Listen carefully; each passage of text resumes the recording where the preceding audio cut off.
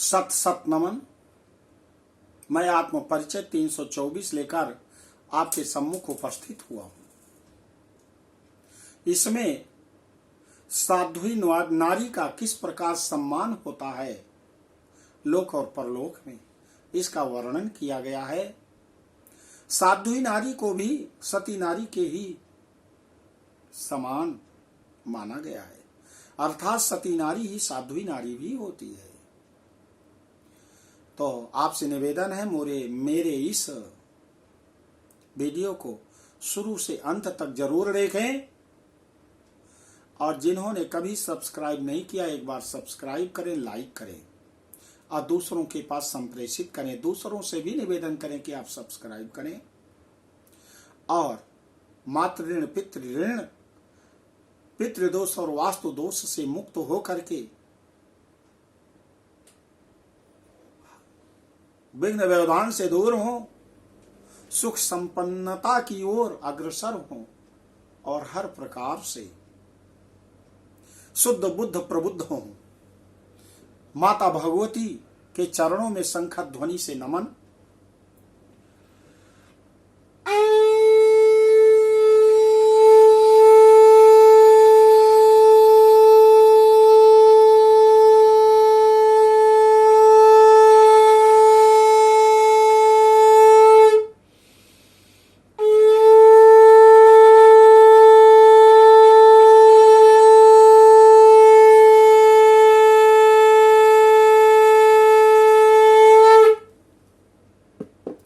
भगवान नारायण कहते हैं कि हे गरुण जी, अब आप आगे सुने। पति के मृत्यु हो जाने के बाद जो नारी साध्वी जीवन व्यतीत करती है, सती होने के समान उसे पुण्य मिलता है, वही सचमुच सती है। अपने शरीर को आग में जला देना ही सती का कर्तव्य नहीं है, जो आज के युग में 21वीं सदी में यह नियम और कानून के विरुद्ध है। इसलिए आगे आप सुने। यावच्चाग्नौ मृते पत्यो स्त्री नात्मानं प्रदाहेत् तावन्मुच्यते सा ही स्त्री शरीरात् कथांचन तस्मात् सर्व प्रयत्नेन सोपतिम सेवयेत सदा कर्मणा मनसा वाचा मृते जीवति तद्गता मृते भर्तरि यो नारी समारोहेत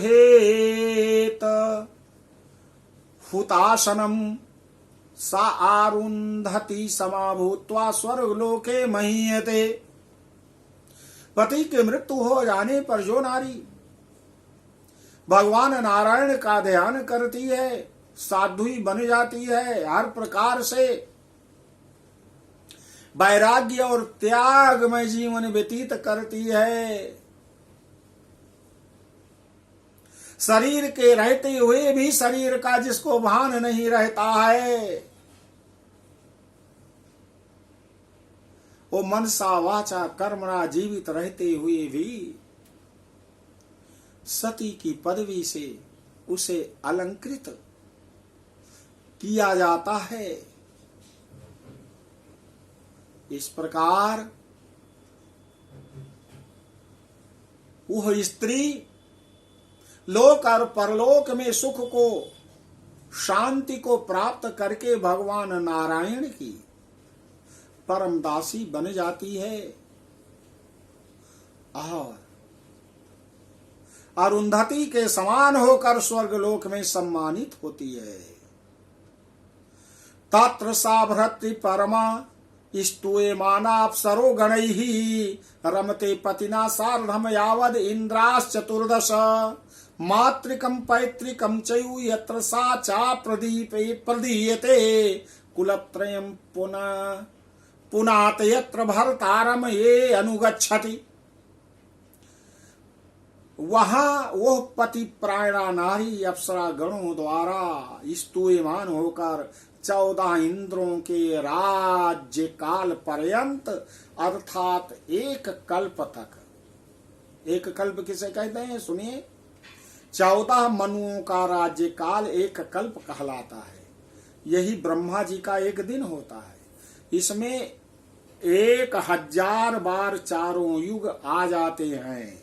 स्वयंभू, स्वारोचिष, उत्तम, तामस, रैवत, चाक्षुष, वैवस्वत, सूर्य सावर्ण, दक्ष सावर्ण, ब्रह्म सावर्ण, धर्म सावर्ण, रुद्र सावर्ण, रौच्य तथा भौत, ये 14 मनु कहे जाते हैं। तो एक कल्प में 14 मनुओं का राज्य काल आता है। 1000 बार चारों युग आ जाएं, एक कल्प कहलाता है। तो एक कल्प तक स्वर्गलोक में वह नारी निवास करती है, रमण करती है। इस प्रकार वो अपने मातृकुल, पितृकुल और पतिकुल तीनों कुलों को पवित्र कर देती है। तिस्रः कोटियोर अर्ध कोटि चायानि रोमाणि मानुषे तावत् कालम बसेत स्वर्गे पतिना सह मोदते विमाने सूर्य संकाशे क्रीडते रमणेन चा यावदादित्य चंद्रौ च भर्तृलोके चिरं वसेत् पुनश्चिरायुषा भूत्वा जायते विमले कुले पतिव्रता तू या नारी तमेव लभते पतिम। तो भगवान की उपासना करने वाली वो साध्वी नारी जैसे मनुष्य में 3.5 करोड़ रोम कूप हैं, उतने काल तक वह स्वर्गलोक में अपने पति के साथ आनंद पूर्वक रहती है। वह सूर्य के समान प्रकाशमान विमान में अपने पति के साथ क्रीड़ा करती है और जब तक सूर्य और चंद्र की स्थिति रहती है तब तक वो पति लोक में निवास करती है। इस प्रकार दीर्घ आयु प्राप्त करके पवित्र कुल में पैदा होकर पति रूप में पतिव्रता नारी उसी पति को पुनः प्राप्त करती है। या क्षणम दहात दुखेन सुख में तादृशम त्यजेत सा मूढ़ा जन्म पर्यंतम दह्यते विरहाग्निना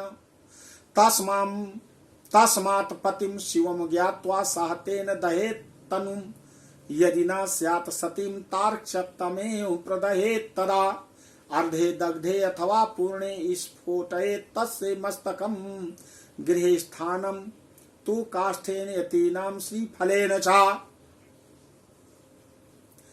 जो स्त्री अपने पति के मृत्यु के बाद क्षण मात्र के लिए होने वाले दुख को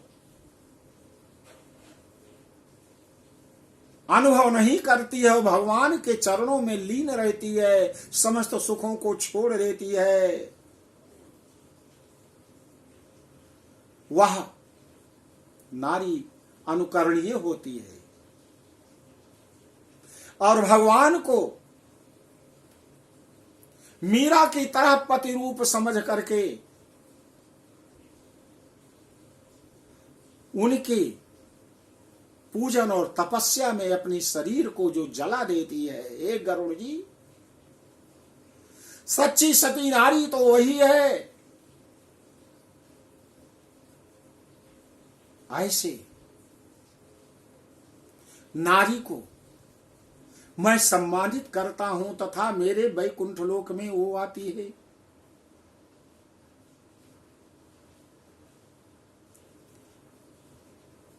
और इस पृथ्वी पर 100 के आधे या पूरे जल जाने पर पुत्र को चाहिए कि मस्तक को फोड़ देना चाहिए। यदि उस शरीर में थोड़ा भी जो आत्मा है तो उस मस्तक को फोड़ने से वह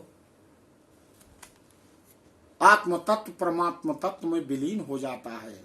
गृहस्थों के मस्तक को काष्ठ से और यतियों के मस्तक को श्रीफल से फोड़ना चाहिए। यति पति के मृत्यु के बाद जो नारी भगवान में ही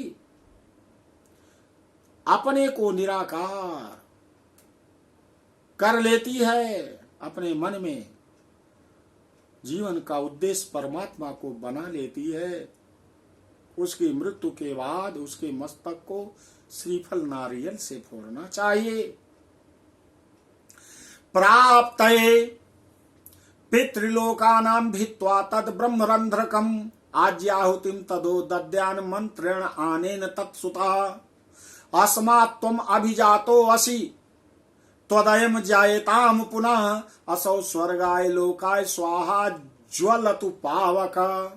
एवं आज्याहुतिम दत्त्वा तिलमिश्राम समंत्रकाम रोदितव्यम ततो गाढ़मेन तस्य सुखम भवेत्। पितृलोक की प्राप्ति के लिए उसके ब्रह्मरंध्र को भेदन करना उसके पुत्र का कर्तव्य होता है। और घी से अग्नि में आहुति देना चाहिए जो बचा हुआ हो बारे में। हे अग्निदेव, तुम भगवान वासुदेव के द्वारा उत्पन्न किए गए हो, पुनः तुम्हारे द्वारा इसकी तेजोमय दिव्य शरीर की उत्पत्ति हो।